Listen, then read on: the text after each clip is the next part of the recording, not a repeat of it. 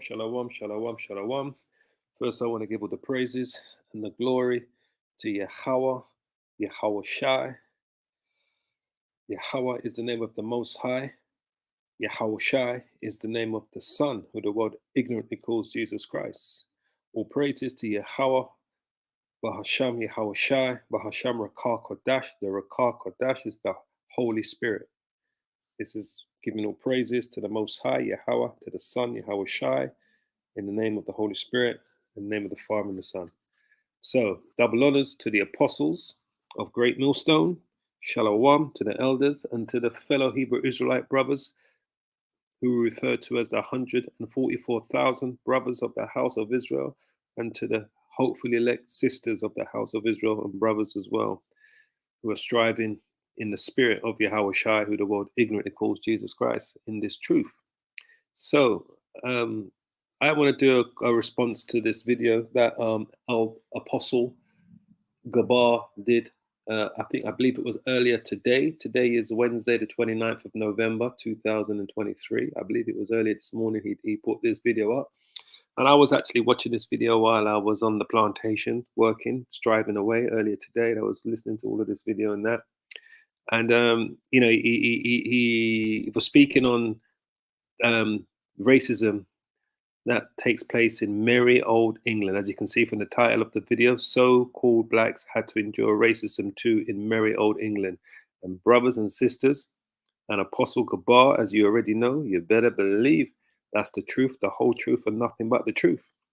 So Apostle Gabar was did this video earlier today, I believe this morning. It was very edifying, very, very edifying video. It was based on a video that Apostle Tahar did, which I actually watched Apostle Tahar's video last night because he put that one up last night. It was called Babylon.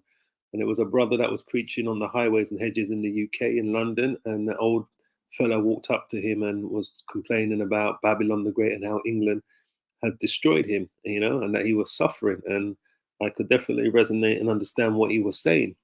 So Apostle Gabar here was speaking on the video that Apostle Tahar had put up, and he had played a clip from a movie called Babylon. It's an absolute brilliant movie. It came out in 1980. The movie, it was released in 1980 in the UK. It's actually a brilliant movie, and it was it was describing how things were in England during the 80s and the 70s when we grew up. Because I grew up during that era as a child, right? I'm a 1960s child born in the 1960s. I won't give away my age, but I was born in the 1960s. All right. So I grew up in the 70s and the 80s as a teenager, a young teen in the UK, basically. Yeah. So I know exactly when I first saw the movie Babylon in about 1981, when it first came out, 1980, it was everything. It was mimicking my whole life.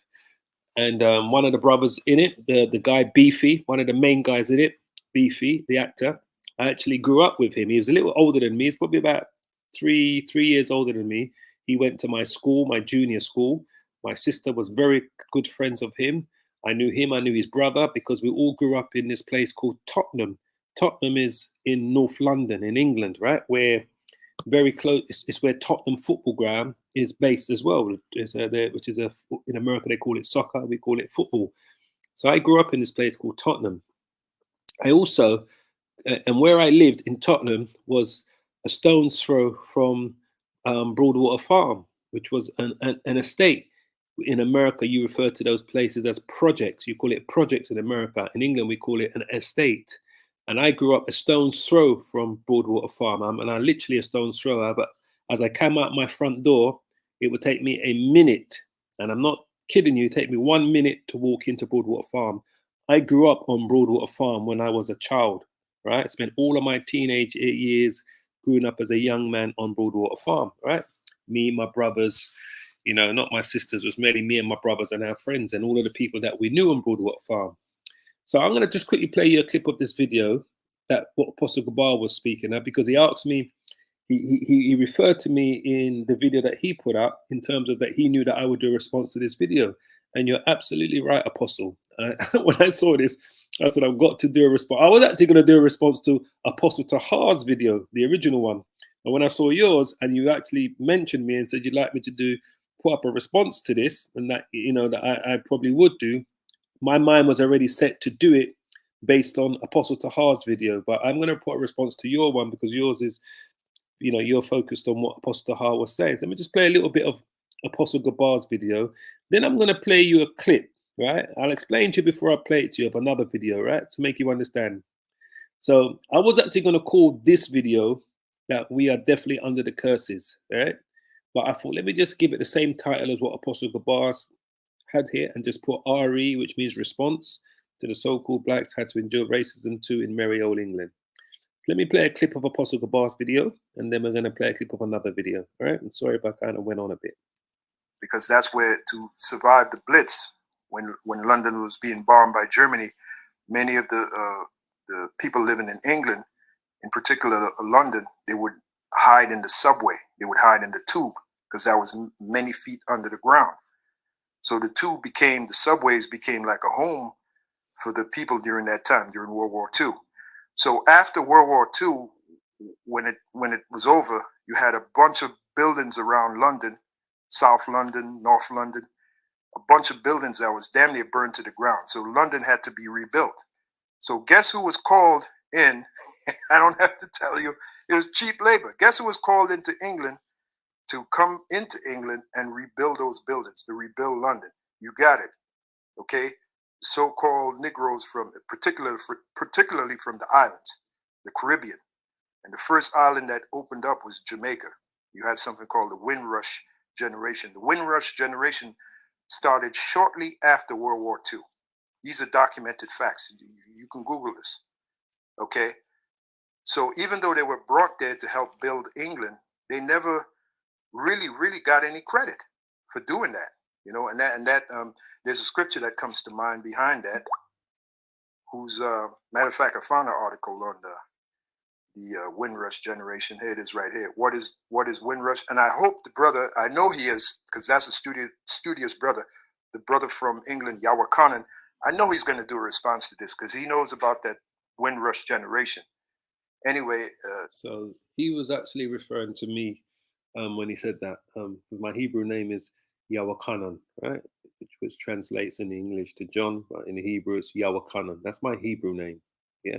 So he was actually referring to me, Apostle Gabar. And before I even saw this video, I was planning on doing a response to the video that Apostle Tahar put up, which is the video that Apostle Gabar references in his own video that he's got here. So my parents were part of the Windrush generation. My mum and dad come from Kingston, Jamaica. My mother's from Tivoli Gardens. Lord bless her, she's passed away. And my father's from Rima, all right, in Kingston, right? My father still lives in New York, in Brooklyn. And my brother's out there. My sister still lives out there because we all used to live out in New York as a family because we moved from the United Kingdom to New York during the mid 80s, the mid 1980s. But I'm going to show you another video of life in the United Kingdom, and this is not like a documentary. This is a real recorded live video of how we kind of lived and conversations that we had when we were growing up as young men in the United Kingdom, basically. In that. Now, the people that you're going to see in the video are people that I grew up with personally. I knew them personally. Everyone you see in that video, I knew them personally when I was growing up in England, in Tottenham, because I grew up in Tottenham, went to school in Tottenham, junior school, secondary school in Tottenham. And as a youth, we spent our whole life on Broadwater Farm. We knew it from back to front, from every block, building, crevice, corner, we knew in Broadwater Farm as children because we spent our whole lives there growing up. As I said, it was a stone's throw from my house. Me and my brothers, my cousins, when my cousins used to come down from East London, we would go over to Broadwater Farm. And so I knew everybody on the farm, literally, growing up as a young man. So I'm going to show you a video that someone sent to me recently of brothers that I knew, grew up with on Broadwater Farm. And you're going to hear the conversations that they were speaking on is everything that the video that Apostle Tahar had put up regarding this older man that was complaining about life in Babylon. And he was referring to the United Kingdom as Babylon because England is Babylon, in like a spiritual Babylon, because it's part of the whole Babylonian system. But we know symbolically, America is known as Babylon the Great, but all of these Western countries base their system on that system. So anyway, let me just, before without any further ado, let me play this video. And this is an actual video. This ain't no documentary. I just wanted to listen to the conversations that these brothers had. And like I said, I knew all of these brothers in this video. All right. And I'm not going to say what their names are, but just listen and watch attentively. Broadwater Farms, it's like a little world of its own, you know. Because from you're in here, it's very hard even to come out. I mean, say you want to... Broadwater Farm is an estate, what you would refer to as a projects in America. All right, just so you know. To go out onto the street, you know, it's so hard to get out the place, to walk so far to even get a bus or whatever. If you haven't really got a car, you can. Most of the people living here 20 all day, all week. They probably might come out once to sign on. That's about the only time to see. It's the only time to see the street when they go to the exchange to sign for the little government money. And when he says sign on, he's talking about, we refer to it as the dole. You're on the dole when you're collecting unemployment money. You'd have to go every week to sign on to prove that you weren't working, and then you would pick up your check from the signing on office, which is what in America you refer to as welfare. All right, that's what he's referring to. So you want to know, we are the true children of Israel, right? We are truly under the curses, right? So just listen up anyway. Salary, which is bad news, man. That's how it goes, you know what I mean? That's how it goes. Black and black don't mix. How? You go into one area, a black man and a black man can't get on. Why? You don't know what you say, right? Because you have to look at what you buy. All right, look at the works that Miss D do, right? And yet still, the paper them trying to scandal her, right? But it's not the white people them so much coming around and doing something. All right, we know the police and the government are gonna try something, but all the black people them around here and in enough place have no confidence. Them believe what they're reading in the paper, not for them. And it's a load of rubbish. Majority of people do believe. Well, so what? Is black people supporting black people? Them are idiot. That's right. Them are fool, they're envious and greedy because somebody's trying to do. Because we are under the curses. We are under Deuteronomy 28. We are truly the true people of Israel, the children of Yasharallah, the Hebrew Israelites, because we are under the curses of Deuteronomy 28. Listen on. For them, right? And they're not supporting it. They're not supporting it. They listen to the white people as well. All right, listen. How much time to hear? So this fella here that you see on the screen, right, is one of my best friends. Grew up with him in and out of each other's houses when we were younger. I know his whole family. So me and him would have been around, because he's the same age as me. Back then, we would have been the exact same age, because we are the same age. This brother here. I'm not going to disclose any names, but this, I know the rest of the guys in the room, but this brother here, me and him grew up together. He used to date my cousin when we were younger, school, everything. I know even now I still see him today. I know where he lives. I know what he does. I see him every now and then.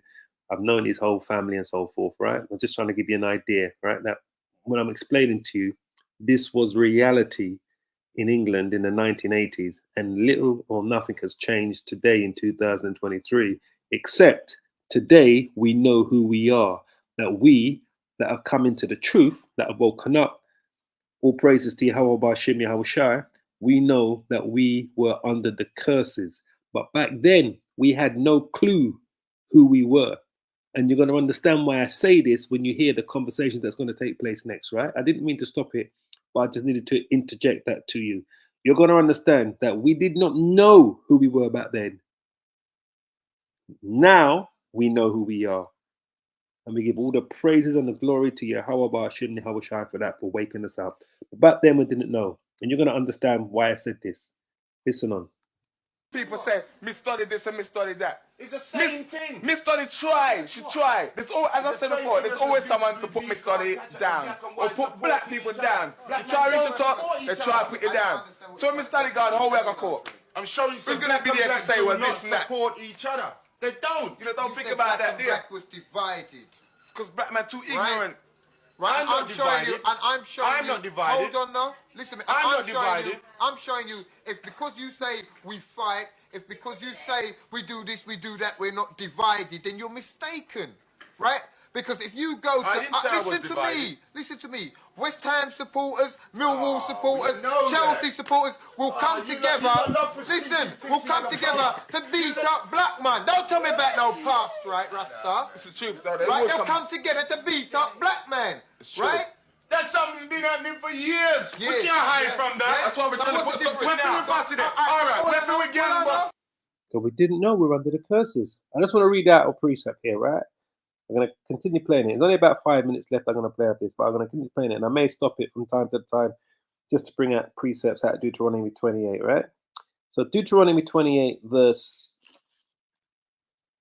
Let's start at verse 15 first. It says, "But it shall come to pass, if thou wilt not hearken unto the voice of the Lord, Yahweh thy power, to observe to do all his commandments and his statutes, which I command thee this day, that all these curses shall come upon thee and overtake thee."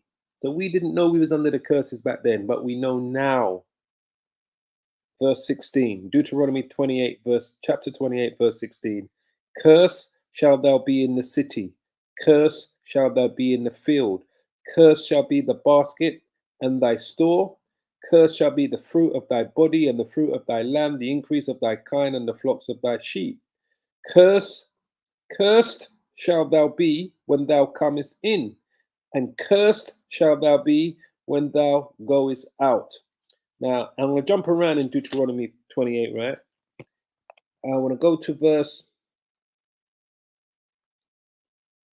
Where is it? I want to go to verse 54. This is Deuteronomy chapter 28, verse 54. It says, "So that the man that is tender among you and very delicate, his eye shall be evil towards his brother, and towards the wife of his bosom, and towards the remnant of his children, which he shall leave, so that he will not give to any of them of the flesh of his children whom he shall eat, because he has nothing left in the siege and in the straitness, whereas thine eyes shall distress thee in all thy gates." Now this goes back to 70 AD, all right? 70 AD when Jerusalem was taken down by the Romans. But my point I'm trying to show you here is that these curses are twofold and threefold. So when it says, "So that the man that is tender amongst you and very delicate, his eye shall be evil towards his brother," that's what they're talking about. Black man, so-called black man against so-called black man. "And towards the wife of his bosom, and towards the remnant of his children, which he shall leave." Right? So this is what they are discussing there right now. How they are towards each other. But they did not know that they were under the curses of Deuteronomy chapter 28. They did not know that. And this is the point of what I'm trying to show you here. So let's listen on. Well, I know. Hey, listen. I love Michael. I have my 6-year-old son look for me and tell me he want white. And some other guy tell me, you know. Right.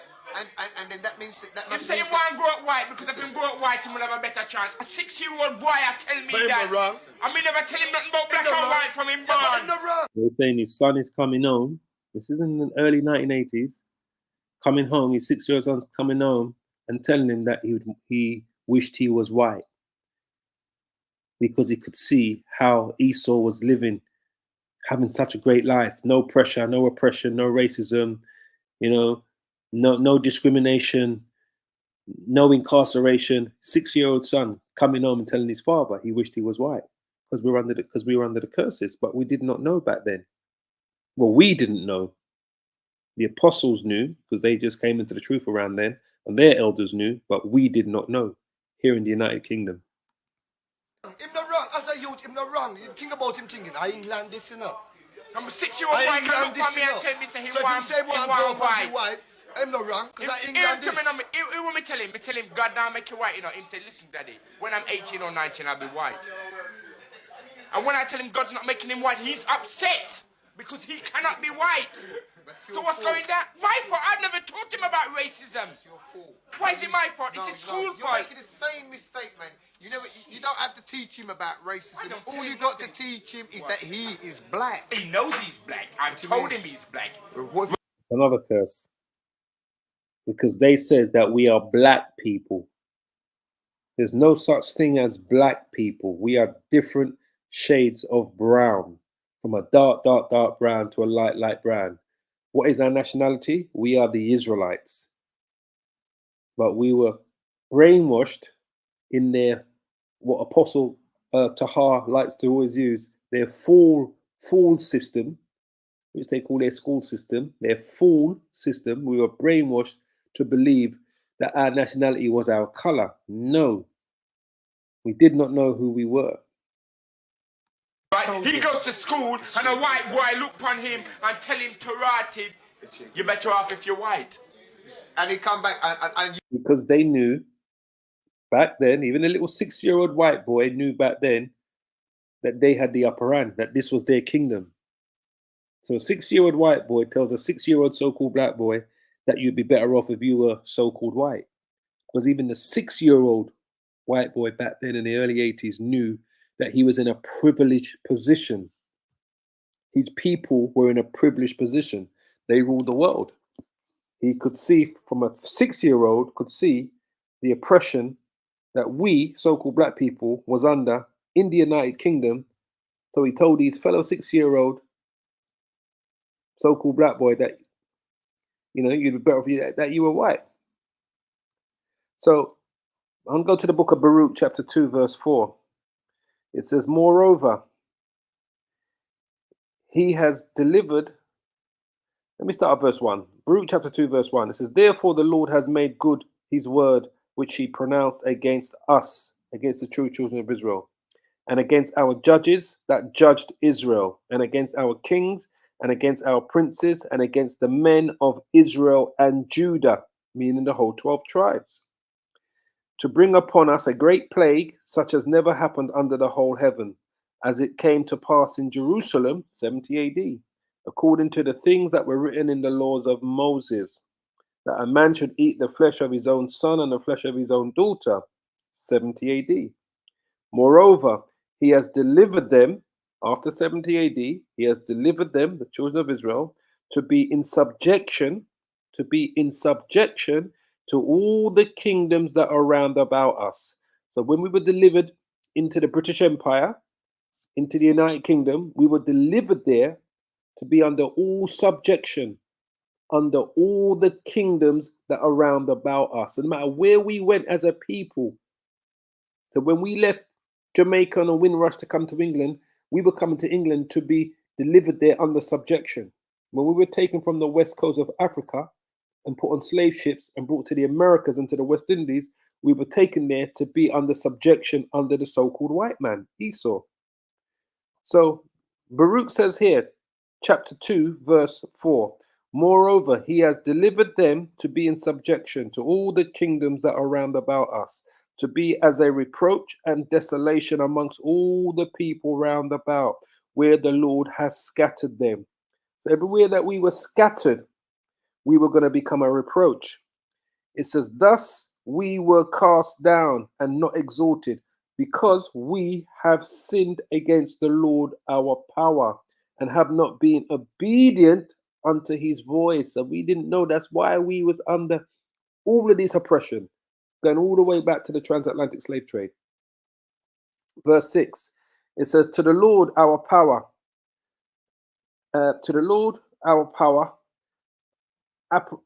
appertaineth righteousness, but unto us and to our fathers open shame, as appeareth this day.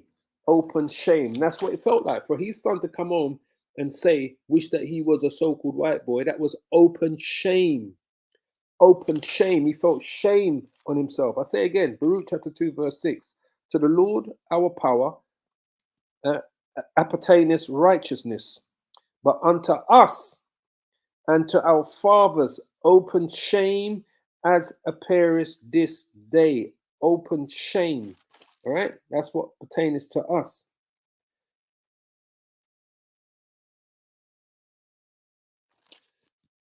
Let's go back. Sorry. Let's play a little bit more. You have him for 6 years and the white boy tell him that and him come back and tell you same why? I don't know what it was. Are you a dreadlocks? Listen, he's been going to school for 2 years. So me don't know what am I teaching my school. We are second generation black people in this country. The first generation went through that. Can't we learn from our own mistakes? So who was the first generation? What Apostle Gabar was referring to? The Windrush generation.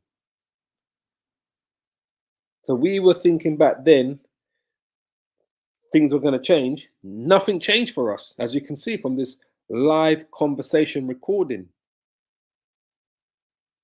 2023 today, 43 years later. This is 1980. 43 years later, nothing's changed. Or say 40 years later. This is the early 1980s.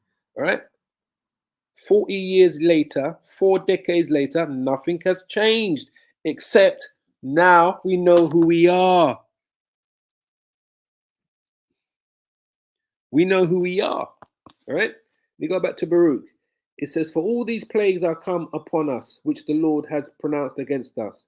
Yet have we not prayed before the Lord, yeah, that we might turn everyone from the imagination of his wicked heart. Wherefore the Lord watches over us for evil, and the Lord has brought it upon us. For the Lord is righteous in all his works which he has commanded us. Yet we have not hearkened unto the voice to walk in his commandments of the Lord that he has set before us. Because back then we didn't know who we were. Hey, Can't we learn from our own mistakes? Look, Millard, don't talk to me like that. What would your son tell? It's no, you're talking to me like I'm saying to myself, boy, it's all right for you to be white. I'm telling you what my 6-year-old son come tell me. What would you tell him? I'm not holding him responsible. I'm holding you responsible. Why me? Why am I responsible? Show the man the difference. He knows he's black. He doesn't know anybody but black people. Listen to me. How am I responsible? Listen to me. How am I responsible as a black man? Tell me. Try and understand what I'm saying. I don't understand what you're saying. I think you're quite negative. Listen, I went through that, and I know. Listen to me, man, and I now know why I went through that. I know why my parents gave me a little skinny comb like that and said, comb your hair with that, when that comb couldn't possibly comb my head. I don't teach Malachi white culture.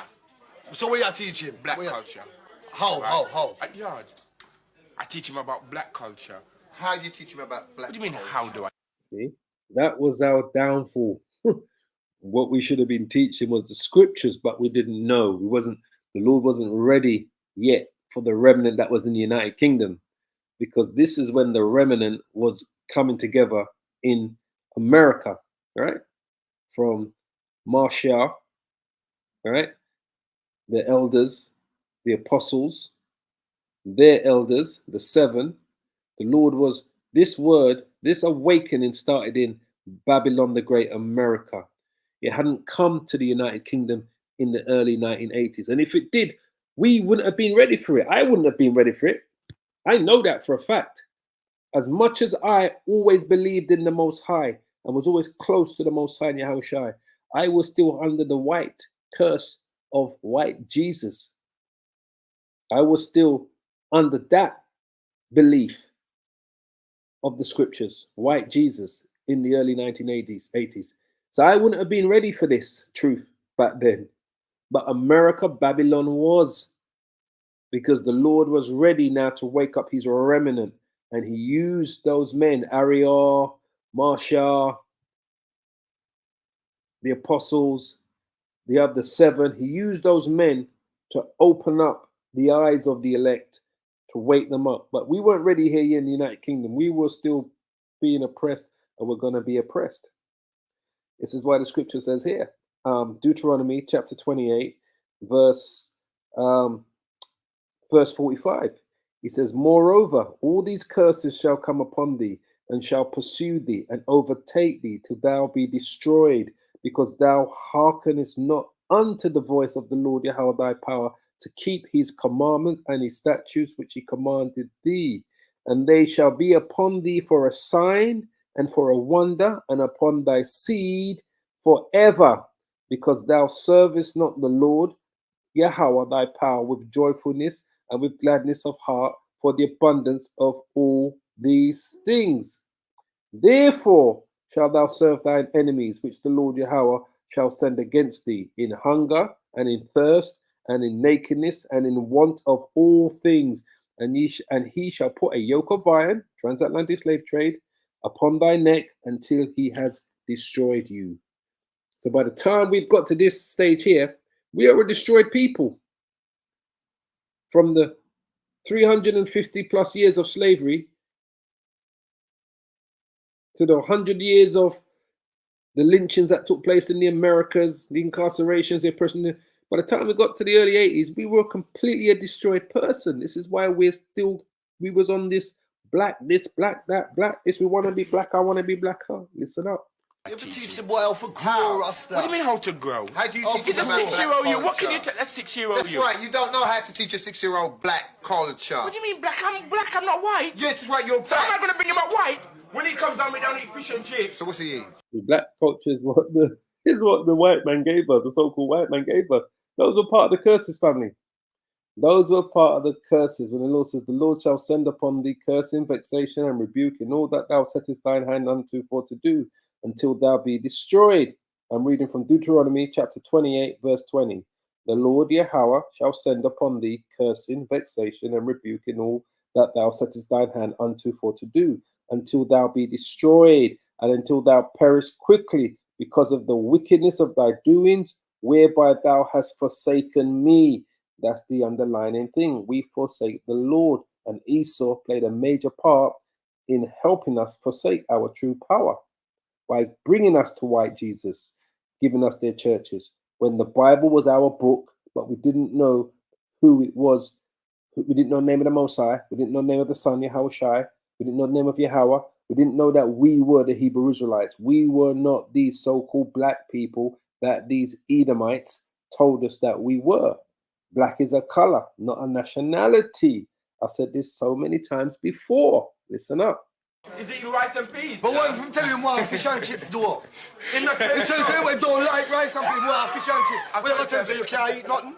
You can't eat nothing because you want fish and chips? He does tell me that. I've got to say, that's probably the best thing they do in the United Kingdom is a good old plate of fish and chips. It's probably the only fast food takeaway that I eat probably once every month, if that, is fish and chips. I can't lie. They got me on that one. Anyway, listen up. It don't make a difference. It don't make a difference. If you say to him, say, well, all right, you want fish and chips. Well, fish and chips is not your real food. No, I'm not saying you can't teach him. I said, can he understand at 6 years old? Then how are you going to understand that he must eat what you tell him to eat? Not what me telling to eat. We are giving something to eat what is for good for him, right? I'm trying to put it across. It's Yeah, good but for you him. try to tell him that he must understand that he must have what you tell him because he's a kid. Yeah, all right then. So why can't he understand anything else apart from that? Now make him grow first. Now make him grow first. The man is You're right. mistaken then, and you live in a man's beer You live in a- flat. you Listen to live me. in- So what books you gonna read? You know more about black people than white people, innit? You know you're white. I know more about white people than I know about black people. That's what the fall system teaches you about Esau. And anything he taught about us was negative, stereotyped. You know, there was nothing positive they spoke about us. They taught you about them. They were the creators. They were the good people. They was the Most High. They were the angels. They was Yahweh Shai. They was the Lord. They were the creators of all of these devices and things in the world. They were the ones that civilized the world, that gave you planes, trains, and automobiles. Anything about us was complete negative or stereotype. We were the criminals. We were the savages. We had to be trained. This is why Apostle Tahar calls it the fall system, because this is what they do. It's corrupt. It's lies. It's not historical. It's false. Everything they taught us in their systems was to deny us of who we truly are, the children of Yasharallah, the true children of Israel, the Hebrew Israelites. Why is that? What do you mean, why is that? You choose to learn about white people, innit? What do you mean? I've had 16 years. I had 16 years of teaching about white people. Hear that? He's had 16 years of teaching about white people. Where were those 16 years of him teaching? In the fall system. But we never knew any better. I'm just trying to show you that we were truly under the curses. We never knew any better. Baruch chapter 2, verse 12. O Lord, our power, Yahweh, we have sinned. We have done ungodly. We have dealt unrighteously in all thine ordinances.